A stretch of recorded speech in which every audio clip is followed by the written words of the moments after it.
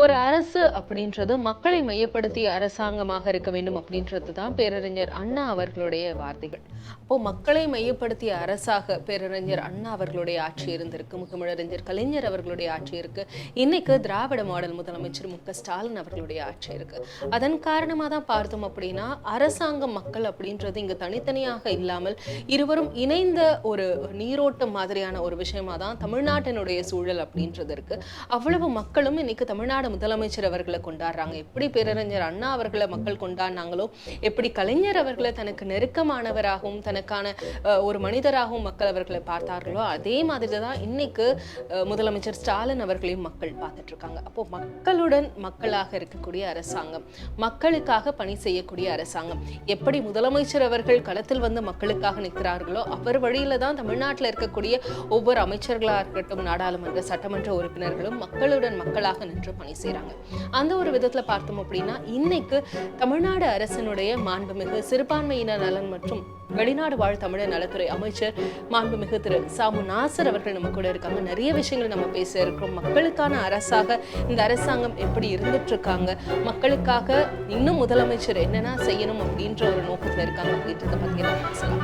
வணக்கம் சார். மக்களுக்கு ரொம்ப பிடித்த முதலமைச்சரா, எல்லா இடத்துக்கு போனாலும் மக்கள் வந்து விரும்பக்கூடிய முதலமைச்சரா, முதலமைச்சர் ஒரு ஊருக்கு வராங்க அப்படின்னா அந்த ஊர்ல இருக்கிற மக்கள் சாலைகளுக்கு வந்து முதலமைச்சர் வரவேற்கிறாங்க. பொதுவா பார்த்தோம் அப்படின்னா கட்சி தொண்டர்கள், கட்சி நிர்வாகிகள் வருவாங்க.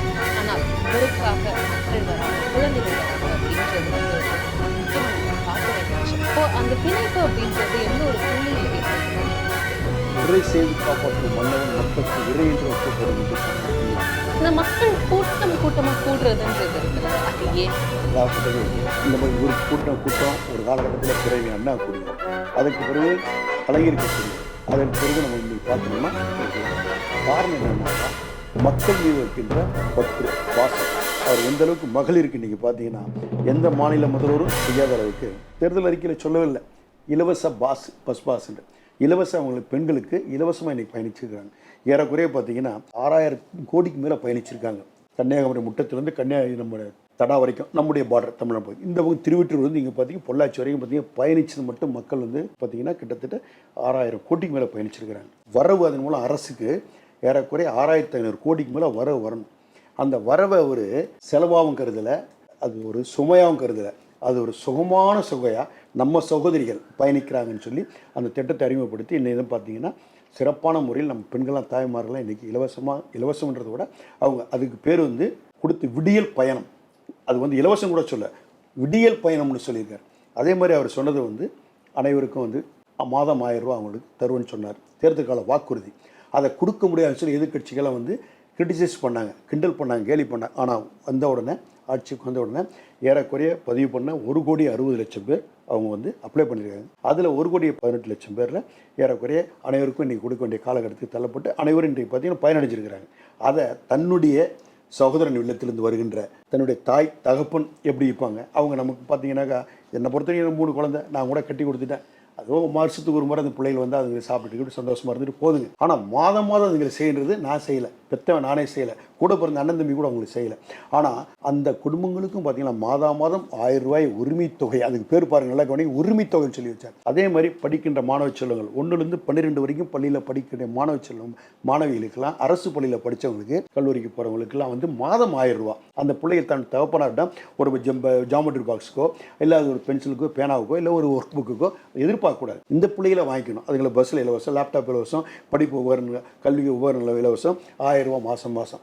அது 3,24,000 பிள்ளைகள் இன்றைக்கி பயனடைஞ்சிட்டு இருக்காங்க. ஒவ்வொரு வருஷம் அது கொடுத்துக்கிட்டே இருக்காங்க. மாண்புமிகு தமிழக முதல்வர்கள் இப்போ எவ்வளோ பெரிய அந்த பயன்பாட்டுன்றது சாதாரண விஷயம் இல்லை. ஒரு 1000 ரூபா கொடுக்குறது பெரிய விஷயம் அந்த பிள்ளைகளுக்கு தர்றது.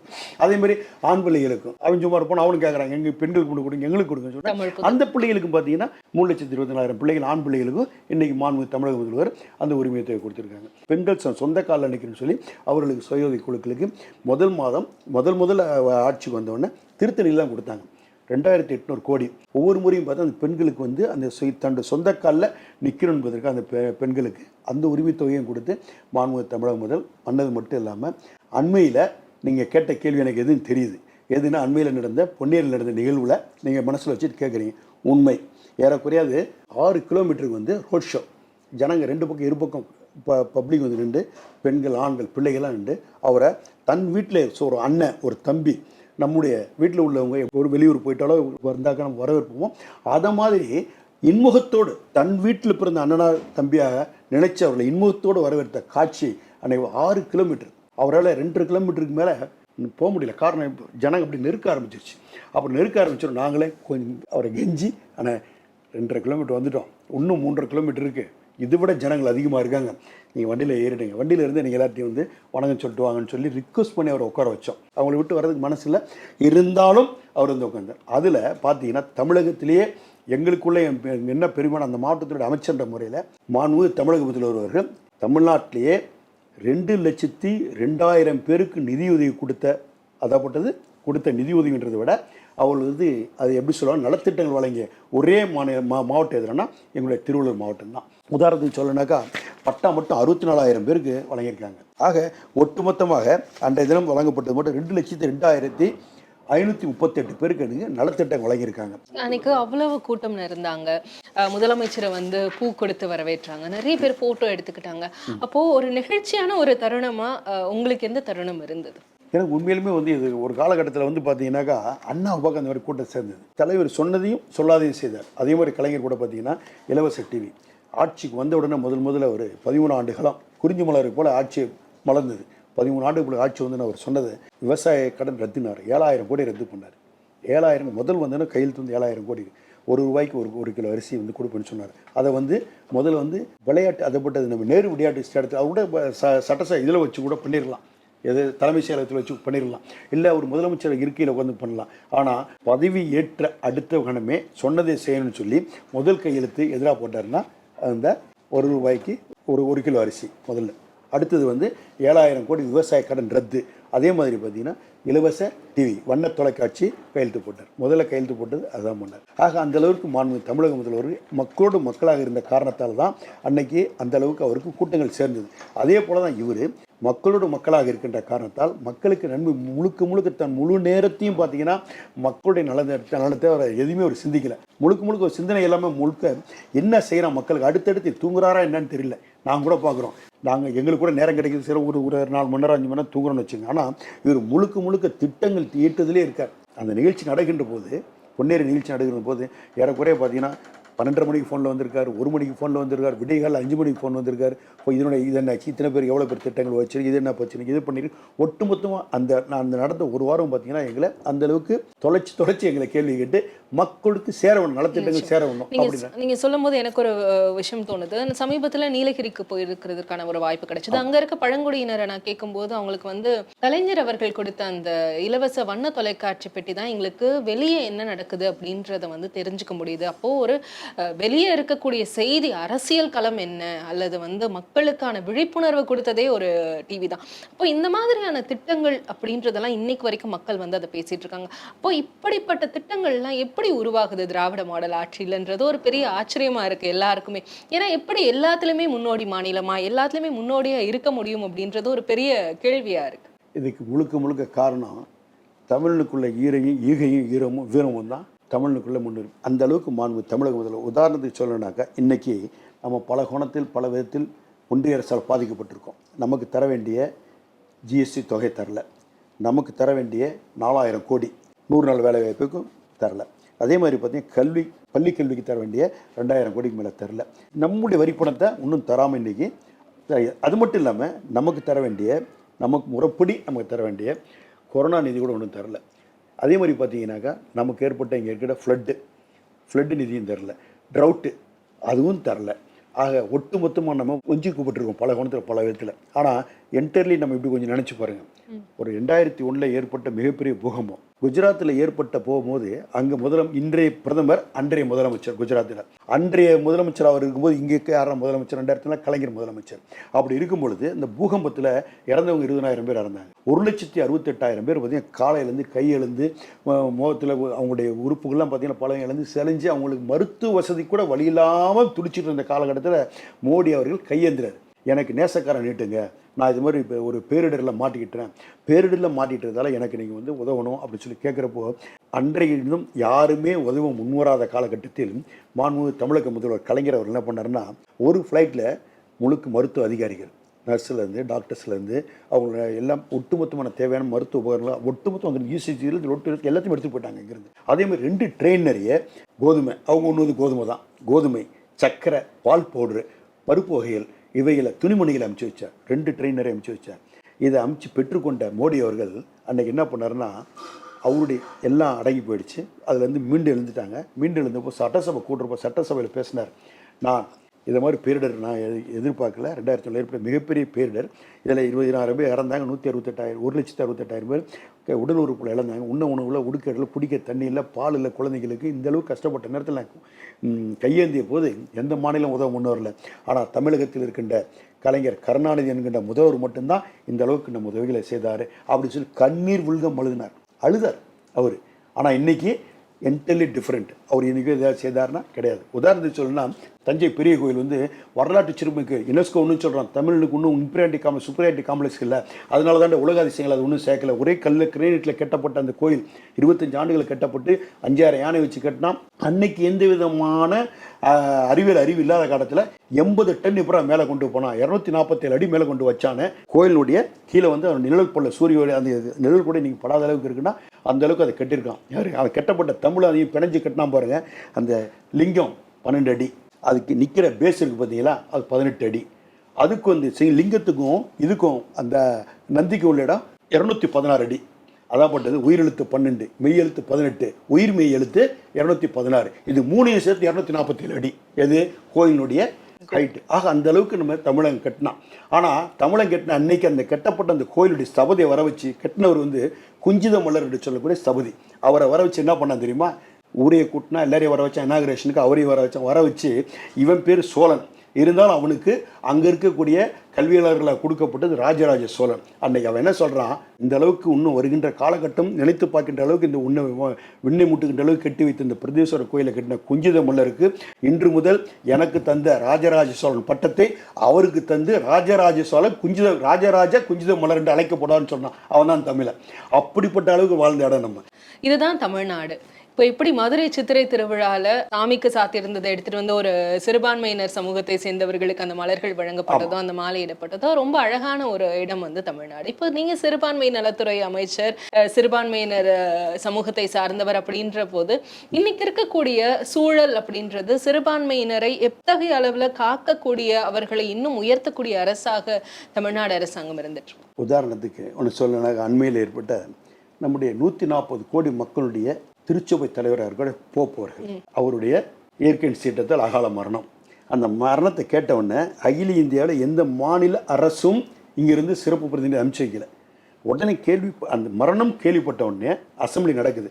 என்னையும் நம்முடைய இனிக்கோ இதராஜ் சட்டமன்ற உறுப்பினர் அழைத்து நீங்கள் 2 பேரும் உடனே கிளம்புங்க வாடிக்கணும்னு சொல்லி எங்கள் 2 பேரும் அனுப்பிச்சு வச்சார். ஆக அந்த அளவுக்கு பார்த்தீங்கன்னா சிறுபான்மை மக்கள் மீது அக்கறை கொண்டவராக தான் மாண்புமிகு தமிழக முதல்வர் அவர்கள் இருந்தார். அதே மாதிரி பார்த்தீங்கன்னா அது கொஞ்சம் கூட அவர் இன்னும் சொல்ல போனால் வாடிக்கையில் அங்கே போனப்போ ஏற்பட்ட நிகழ்வு பார்த்தீங்கன்னா பல நாட்டு தலைவர் வந்திருந்தாங்க. ஏறக்குறைய பார்த்து 150 நாடுகள் மட்டும் உள்ள தலைவர்கள் அத்தனை பேர் வந்திருந்தாங்க. இருந்து அவர்களுக்கு மரியாதை செலுத்தும் அந்த படங்கள்லாம் இங்கே அமைச்சு வச்சுருந்தோம். நம்ம அந்த நாட்டில் இருக்கக்கூடிய 117 பேர் அவருக்கு அடுத்த போப்பை தேர்ந்தெடுக்கக்கூடிய அவங்க பேர் வந்து கார்டினன்ஸ் அப்படின்னு சொல்லுவாங்க. அவங்க தான் வந்து அடுத்த போப்புக்கு வரக்கூடிய அவங்க போப்பை தேர்ந்தெடுக்கக்கூடியது. அவங்க நீங்கள் எங்கேருந்து வந்தீங்க? இந்தியாவில் எங்கேருந்து வந்தீங்க? தமிழ்நாடுடைய பிரதமர் வந்து அவங்களுக்கு தெரியல. லத்தீனில் கேட்குறாங்க. டிரான்ஸ்லேட் எனக்கு பக்கத்தில் எனக்கு நம்ம கோயம்புத்தூர் ஒருத்தர் டிரான்ஸ்லேஷன் பண்ணுறாரு. இல்லைங்க ஒரு ஸ்டேட் அப்படின்னா ஸ்டேட்னா சிஎம். சிஎம் அவர் சிஎம் பேருன்னா ஸ்டாலின் ஒன்று டக்குன்னு மைக்கு வாங்கி அவங்களும் பெருமிதத்தோட அவர் வாழ்த்து சொன்னாங்க முதலமைச்சருக்கு. எங்களுடைய 140 கோடி மக்களுக்கு கத்தோலிக்க கிறிஸ்துவனுடைய தலைவராக இருக்கக்கூடிய திருச்சபையின் தலைவராக இருக்கக்கூடியவருக்கு அகாலம் அடைஞ்சதுக்கு ஒரு இந்தியாவில் இருக்க ஒரு மாநிலத்திலிருந்து அனுப்பிச்சு வச்சிருக்காங்க பிரதிநிதி தளபதி அவர்களுக்கு. அன்னைக்கு வந்து பார்த்தீங்கன்னா பெருந்தன்மையோட வழி அவர் சொல்றதை பார்த்து இன்னொரு காணொலி அவர் சொல்றாரு. அதே மாதிரி இன்னொருத்தர் வந்து எல்லாருமே வந்து சொல்றது டிவியில் நீங்கள் கூட பார்த்துக்கலாம்.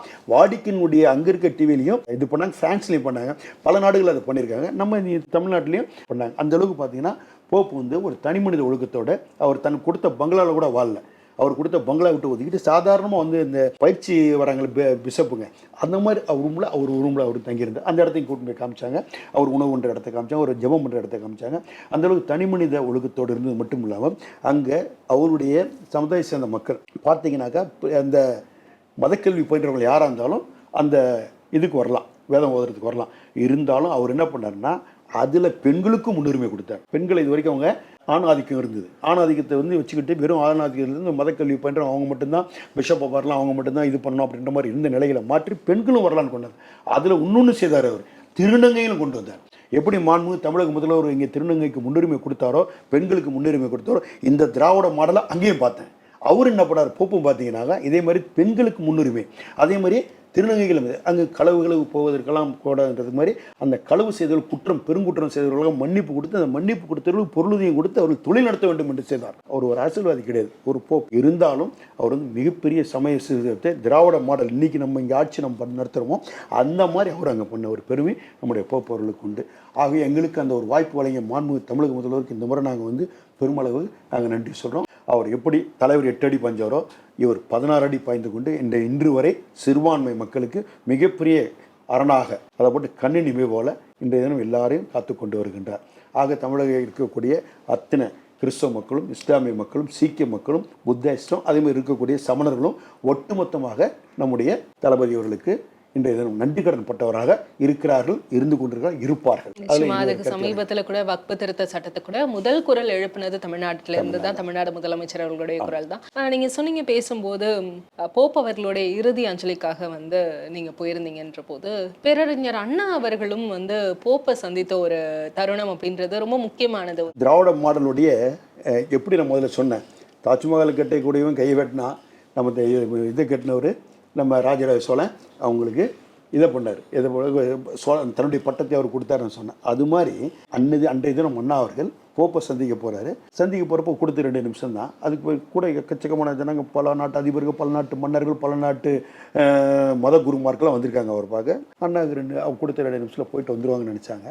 எல்லாம் காத்துட்டு நிற்கிறாங்க. உள்ளே போனார் அண்ணா. போன இடத்துல ஏறக்குறைய மணிக்கணக்கில் 2 நிமிஷம்ன்றது 3 நிமிஷம் ஆயிடுச்சு, 3 நிமிஷம் 5 நிமிஷம் 5 நிமிஷம் 10 10 15 அப்படியே 1 மணி நேரம் 1.5 மணி நேரம் 2 மணி நேரம் ஆயிடுச்சு. வெளியே இருக்கவங்களாம் என்ன ஒன்றும் புரியல, கையை கசிக்கிட்டு உட்காந்து ட்ரெயின் ஃப்ளைட்டுக்கு டைம் ஆயிடுச்சு அப்படின்னு சொல்லி எல்லாம் அவங்க நாட்டுக்கு பயணிக்கணும்ல, பல குணத்தில் பல இதில் கையங்காலம் பண்ணி பிணைஞ்சு நிற்கிறாங்க. அவங்க பிஎம் திறந்து பார்த்து 2 நிமிஷம் 2 மணி நேரம் ஒரு குள்ள மனிதட்டு பேசிட்டு இருக்காருன்ற மாதிரி அவங்களுக்கெல்லாம் வந்து ஒரு இது எல்லாம் டேட்டி பார்த்துட்டு போகிறாங்க. அப்புறம் அண்ணாட்ட பேசி முடிச்சதுக்கப்புறம் நான் என்னமோ உங்களை நினச்சேன், ஆனால் இந்த அளவுக்கு நீங்கள் உலக பொருளாதாரத்தை பற்றி பேசுகிறீங்க, எனக்கு தெரியாத எங்கள் சமயத்தை பற்றி நீங்கள் எனக்கு கிளாஸ் எடுக்கிறீங்க, ஆனால் இந்த அளவுக்கு நீங்கள் ஒரு இவ்வளோ பெரிய ஒரு புத்திசாலியாக இருப்பீங்கன்னு எனக்கு தெரியாது. அந்தளவுக்கு இதெல்லாம் உங்கள் பேச்சில் நான் உண்மையிலுமே மெய் மறந்துட்டேன். ஆகவே நான் உங்களுக்கு ஏதாவது நினைவு பரிசு தரணும்னு விரும்புகிறேன், உங்களுக்கு என்ன வேணும் கேளுங்கன்றார். யார்?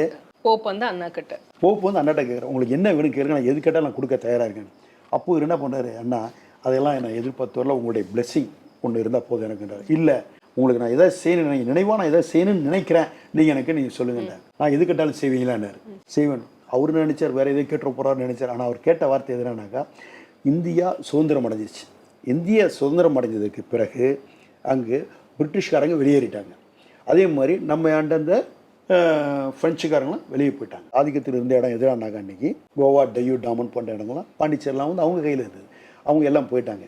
இந்தியாவில் சுதந்திரம் அடைஞ்ச பிரிட்டிஷ் போயிட்டாங்க.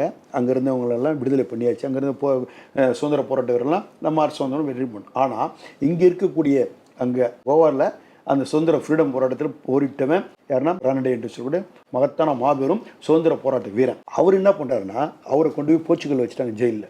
அப்போ அண்ணா என்ன கேட்குறாரு, நீங்கள் எது கேட்டாலும் தருவீங்கன்னு சொன்னீங்க இல்லையா, எனக்கு நீங்கள் செய்ய வேண்டியது என்னென்னா, போர்ச்சுகலில் இருக்கக்கூடிய இந்த ராணடே என்ற சுதந்திர ஃப்ரீடம் ஃபைட்டர் கோவா சேர்ந்தவன், அவனை நீங்கள் ரிலீஸ் பண்ணி தரணுன்னு இவர் அப்படி மேய்மிருந்து அண்ணா அவர் போப்பு போய் கட்டி பிடிச்சிட்டார் அண்ணாவை. இந்த மாதிரி ஒரு பொது உடைமை தத்துவ சொந்தக்காரன் நான் யாரையுமே பார்க்கல, நீ வேறு இதே கேட்பேன்னு பார்த்தீங்களே, நீ இதை கேட்டீங்களேன்னு சொல்லிட்டு அன்னைக்கே அவர் போப்பே கண்கலங்கினாராம் அண்ணாவை பார்த்து. அதுக்கு பிறகு என்ன பண்ணுறாரு, நான் ஏன்னா கிறிஸ்துவ நாடுன்றதான் நான் உங்கள்கிட்ட சொல்கிறேன், நீங்களும் ஒரு கிறிஸ்துவர், அவங்களும் ஒரு கிறிஸ்துவ நாடு, நீங்கள் சொன்னால் எடுபடும் அந்த பிரச்சனைக்காக நீ சொல்கிறேன்னு சொன்னோன்னே அப்புறம் முடிஞ்சிச்சு. பிரச்சனை முடிஞ்சவொடனே இவர் அண்ணா இங்கே வந்துட்டார். வந்ததுக்கு ஏற்பட்டது என்னன்னா, இவர் இங்கே ரெடி பண்ணிட்டார், ரிலீஸ் பண்ணணும்னு சொன்னால் அவங்களும் ரிலீஸ் பண்ணிட்டாங்க. ரிலீஸ் பண்ணவர் அவர் இங்கேருந்து இறங்குறாரு. ஆனால் முறை புரோட்டோகால் பிரகாரம் பிரதமர், இந்தியாவோட பிரதமராக இருந்தவங்க அன்றைக்கி திருமதி இந்திரா காந்தி அவங்க போய் வரவேற்க போகிறாங்க. அவங்க வரவேற்க போகிறப்போ கூட அன்றைய தினம் நாடாளுமன்ற உறுப்பினர் வந்து அண்ணன் நாஞ்சில் மனோகரன் அவர் போயிருக்கார். 2 பேரும் போனப்போ அவர் ஃப்ளைட் விட்டு இறங்கினா ஹூஇஸ் அண்ணான்னு தான் கேட்டார். யார் அண்ணா அப்படின்னு கேட்டிருக்காரு. உடனே இவங்க தான் பிரைம் மினிஸ்டர்னா அவங்க பிரைம் மினிஸ்டர் அவங்கள வரவேற்று அவங்கள ஆனர் பண்ணிட்டாங்க. அவங்களுடைய பார்ட்டியை சேர்ந்தவர் தான் நாஞ்சில் மனோகரன் சொன்னால் அவரும் ஆனர் பண்ணிட்டாங்க. திருப்பி கேட்குறான் ஹூஇஸ் அண்ணான்னு கேட்குறப்போ அவர் தமிழ்நாடு இருக்க டெத்துன்னு அங்கேயே கண் கலங்கி அங்கே தரையில் முட்டி எழுதியிருக்காங்க யார் மைக்கேல் ரானடே. ஆக இது எதுக்கு நான் சொல்ல வரேன்னா அந்த அளவுக்கு தமிழர்களுக்குள்ள இயற்கையான ஈகையும் அவர்கிட்ட உள்ள வீரமும் தான் இன்றைக்கி நமக்கு நிலைச்சு நிற்கும். அதான் அந்த அடிப்படையில் தான் தந்தை பகுத்தறிவு பகவான் தந்தை பெரியார், பேரறிஞர் அறிஞர் அண்ணா, முத்தமிழர் கலைஞர், அந்த வழியில் தான் நம்முடைய தளபதி அவர்களும் இன்று தினம் தமிழ்நாட்டையும் தமிழ் மக்களையும் கடலிலிருந்து வாழ்கின்ற தமிழர்களையும் இந்திய ஒருமைப்பாட்டுக்கும் எந்தவித கோணத்தில் ஒரு சின்ன ஒரு பாதகம் ஏற்பட்டாலும் முதல் குரல் கொடுப்பவர்களா எதை பற்றி இழக்கிறதுக்கு தயாராக இல்லை, எதை பற்றியும் கவலை இல்லை. ஆக எங்களுக்கு ஒட்டுமொத்தமாக ஃப்ரீடம் தேவை. நாங்கள் சுதந்திர இந்தியாவில் ஒன்றுபட்டு இருக்கின்றோம். உண்ணும் உணவால் உடுக்கின்ற உடையால் பேசுகின்ற பேச்சால் நடையால் உடையால் அத்தனை மாறுபட்டு இருந்தாலும் நாங்கள் பன்முகத்தன்மை உள்ள நாடு இந்தியா. இந்த இந்தியாவில் நாங்கள் வாழ்ந்து கொண்டிருக்கின்றோம். நாங்கள் இன்னும் சொல்ல வேண்டுமேனால் எங்களை பொறுத்த வரைக்கும் நாங்கள் வேற்றுமையிலும் ஒற்றுமையாக வாழ்ந்து கொண்டிருக்கிறோம். இங்கே பிரித்து சூழ்ச்சி ஆள்றது ஒன்றிய அரசு, இந்த மோடி அரசு எப்படியெல்லாம் வஞ்சிக்கப்பட வேண்டுமோ இன்றைக்கி நம்ம தான் வஞ்சித்து கொண்டு எந்தெந்த கோணத்தில் எப்படியெல்லாம் நம்ம இன்றைக்கு பிளவுபடுத்த வேண்டுமோ இனத்தாலும் மொழியாலும் இன்றைய தினம் அதை பிளவுபடுத்தி கொண்டிருக்கு. இருந்தாலும் மாண்புமிகு தமிழக முதல்வர் தளபதி அவர்கள் இருக்கின்ற வரை நிச்சயமாக இது மட்டும் தமிழகத்தில் ஆகவே நடக்கவே நடக்காது. வடநாட்டில் நடக்கலாம். வடநாட்டில் பல கோணத்தில் பல விதத்தில் பார்த்தீங்கன்னா இன்றைக்கி மணிப்பூர் பார்த்தீங்கன்னா 10 எரியுது. அதுக்கு எந்த விதமான இதுவும் இல்லாமல் பீகாரில் ஒரு காலகட்டத்தில் எரிஞ்சுது. அப்படியாப்பட்ட சூழ்நிலை நிச்சயமாக இந்த காஷ்மீரில் பார்த்தீங்கன்னா இன்றைக்கி அங்கே பிரச்சனை. ஆனால் இங்கே மட்டும் அந்த மாதிரி பிரச்சனை வராமல் இருப்பதற்கு மிகப்பெரிய காவல் அரணாக நமக்கு இருக்க நடமாடும் தெய்வமாக இருக்கக்கூடிய முதல்வர் அவர் நம்முடைய தளபதி அவர்கள். அவருக்கு பின்னாடி இன்னும் ஒரு 50-60 ஆண்டுகளுக்கு இன்னும் தமிழகத்தை வழிநடத்துவது நம்ம சின்னவர் யார் துணை முதல்வர்கள் இருந்து கொண்டிருக்கின்றார். ஆகவே தமிழகத்தை பொறுத்தவரை இவங்களுக்கு இருக்க காவலரனாக இருக்கின்றவரை எந்த விதமான பாதிப்பும் நமக்கு வராது. நமக்காண்டி அவர் சிறுபான்மை மக்களை பாதுகாக்க அவர்கள் இருக்கின்றார். சும்மா தமிழ்நாடு ஏன் தனியாக இருக்குது, தமிழ்நாடு ஏன் தனித்துவமான மாநிலமாக இருக்குது அப்படின்னா நீங்கள் சொன்ன இந்த உதாரணங்களே பெரிய சாட்சியாக இருக்குது. பேரறிஞர் அண்ணா யாருக்காக தனக்காக கேட்கல, தன்னுடைய மக்கள் அப்படின்றத தாண்டி கோவாவிற்காக அவர்கள் கேட்கணும் அப்படின்ற மாதிரியான விஷயங்கள் எல்லாமே வரலாற்றில் நம்ம என்றைக்குமே நம்ம பெருமைப்படக்கூடிய ஒரு விஷயம். அதன் காரணமாக தான் இன்னைக்கு தமிழ்நாடு முதலமைச்சர் அவர்களும் நிறைய விஷயங்களை யோசிச்சு செஞ்சுட்டு இருக்காங்க அப்படின்றத நம்மளால புரிஞ்சுக்க முடியுது. அமுதியா சென்று சொல்லக்கூடிய ஒரு பொருளாதார வல்லுநர், நம்ம மொழிக்கு சொந்தக்காரர் கிடையாது, பெங்காலி, நம்ம மொழிக்கு சொந்தம் இல்லாதவர். அவர் ஒரு ஆய்வறிக்கை கொடுக்குறார். பொருளாதார வல்லுநர், இதை நீங்கள் நல்லா பதிவு பண்ணணும். அந்த பொருளாதார வல்லுநர் ஆக்ஸ்போர்ட் பல்கலைக்கழகத்தில் படித்தவர், ஏல் பல்கலைக்கழகத்தில் படித்தவர், ஆக்ஸ்போர்ட் பல்கலைக்கழகத்தில் லெக்சராக இருந்திருக்கார், ஏல் பல்கலைக்கழகத்தில் லெக்சராக இருந்திருக்கார். அப்படியாப்பட்டவர் ஒரு நாட்டினுடைய அட்மாஸ்பியர் அவர்கிட்ட கொடுத்தா அந்த நாட்டில் விளைபொருள் இது கோதுமை இல்லை அரிசி இதுதான் அவங்கள்ட்ட, இல்லை இவங்கள்ட்ட வெறும் பெட்ரோல் தான், இல்லை இவங்கள்ட்ட வெறும் உற்பத்தி பொருள் வேறு இந்த கார்த்து உற்பத்தி பொருள் வேலை தொழிற்சாலைக்கு உபகரணங்கள் இந்த மாதிரி பொருள் தான். இதை மாதிரி அவர் கொடுத்தா கிழக்கு மேற்கு வடக்கு தெற்கு அவருடைய பரப்பளவு கொடுத்தா அவர் என்ன பண்ண ஒரு வருஷத்தினுடைய நாடு இவர் போட்டு கொடுத்த திட்டத்தின் அடிப்படையில் பொருளாதார திட்டத்தின் அடிப்படையில் போனீங்கன்னாக்கா ஒரு வருஷத்தில் இதனுடைய வளர்ச்சி இருக்கும், 10 வருஷத்தில் இதனுடைய வளர்ச்சி எவ்வளோ இருக்கும், 50 வருஷத்தினுடைய வளர்ச்சி எவ்வளோ இருக்கும், 100 வருஷத்தினுடைய வளர்ச்சி எப்படி இருக்கும் அப்படின்னு சொல்லி திட்ட மதிப்பீடை போட்டு கொடுத்த மிக சிறந்த வல்லுநர், பொருளாதார வல்லுநர். அவருக்கு நோபல் பரிசு கொடுத்துருக்காங்க. நோபல் பரிசுக்கு 7 கோடி ரூபா மதிப்பிடுது. அது நோபல் பரிசு கொடுத்துருக்காங்க. பாரத் ரத்னா பட்டம் கொடுத்துருக்காங்க, நம்ம இந்திய அரசு கொடுத்துருக்கு. அப்படியாப்பட்ட அந்த அமிர்தாசன் சொல்லக்கூடிய என்ன சொல்கிறார், நம்ம மொழிக்கு சொந்தக்காரரில் நல்லா உசாரிக்கணும் ஒரு பெங்காலி. அவர் என்ன சொல்கிறாருன்னா, நான் பல நாட்டினுடைய பொருளாதாரத்தை ஆய்வறிக்கை அவங்களுக்கு கொடுத்துருக்குறேன், பல நாட்டினுடைய ஆய்வறிக்கை நான் கொடுத்துருக்குறேன். ஆனால் பல நாட்டு ஆய்வறிக்கை நான் கொடுத்தாலும் நான் இந்தியாவில் காஷ்மீர்லேருந்து கன்னியாகுமரி வரைக்கும் இருக்கிற அத்தனை மாநிலங்களுடைய ஆய்வறிக்கை ஆய்வு செய்தேன். அந்த ஆய்வறிக்கையில் எனக்கு ஒரு அறிக்கை கிடைச்சிது. என்னடானாக்கா தமிழ்நாடுன்னு ஒன்று இருக்குது, அந்த தமிழ்நாடு மட்டும் தனித்தமிழ்நாடாக இருந்திருந்தால் 18வது நாடாக உலக அரங்கில் 18வது நாடாக வல்லரசாக இருக்குன்னு சொல்லியிருக்காரு. யாரு? அமிர்தாஸ். அவர் நம்ம மொழிக்கு சொந்தக்காரர் கிடையாது. இருந்தாலும் அவர் சொல்லியிருக்கார் எந்த வளம் இல்லை இந்த திருநாட்டில் சொன்னார். நம்ம நாட்டில் எல்லா வளமும் இருக்குது, இருந்தாலும் இன்னைக்கு நம்ம ஒன்றுபட்ட இந்தியாவாக இருக்கின்ற காரணத்தால் நம்ம அவங்களோட மத்தியில் கூட்டாட்சி மாநிலத்தை சுவாய்ச்சின்றோம். இதை ஒன்றை வச்சுக்கிட்டு நீ தான் நசுக்க பார்க்குது மத்திய அரசு, நம்மளை ஒடுக்க பார்க்குறது. இருந்தாலும் தமிழ்நாட்டை தமிழக முதல்வர் நீ 2000 கோடி தரேன், 2000 கோடி கொடுத்தா நீ கையெழுத்து போட்டு மும்மொழி திட்டத்தினார். நீ 2000 கோடி இல்லை, நீ 10,000 கோடி கொடுத்தா எனக்கு தேவையில்லை, பின்னாடி இவரை வரலாற்று பிழையை நான் செய்ய மாட்டேன்னு சொல்லிட்டு இன்னைக்கு தமிழக முதல்வர் இன்னைக்கு மானமுள்ள தமிழாக நின்றுட்டு இருக்கார். அதே நமக்கு ஒரு பெரிய ஒரு இது. தடைகள் உண்டு என்றால் தடந்தோள்கள் மாண்புமிகு தமிழக முதல்வரிடம் இருக்குது. அவருக்கு உற்ற உறுதுணையாக பல கோடி தொண்டர்கள் நாங்களாம் இருக்கிறோம். ஆகவே இன்றை பொறுத்த வரைக்கும் தமிழ்நாட்டின் தமிழ் மக்களை எப்படியாப்பட்ட தீய சக்தியாலும் அடிக்கவோ ஒழிக்கவோ வீழ்த்தவோ முடியாது என்பது மட்டும் நான் தெரிவிச்சுக்கிறேன். தந்தை பெரியாராகட்டும், பேரறிஞர் அண்ணாவாகட்டும், முத்தமிழறிஞர் கலைஞர் இவர்கள் எல்லாருமே பெருமைப்படக்கூடிய மகிழ்ச்சி அடையக்கூடிய சூழல்ல தமிழ்நாட்டை முதன்மை மாநிலமா தமிழ்நாடு முதலமைச்சர் மு க ஸ்டாலின் அவர்கள் தன்னுடைய திட்டங்களால கொண்டு வந்துட்டு இருக்காங்க அப்படின்றத பார்க்கும்போது எங்களுக்கும் ரொம்ப மகிழ்ச்சியா இருக்கு. நீங்களும் பல்வேறு விஷயங்களை எங்கிட்ட பகிர்ந்து கொண்டீங்க. மிக்க நன்றி. நன்றி.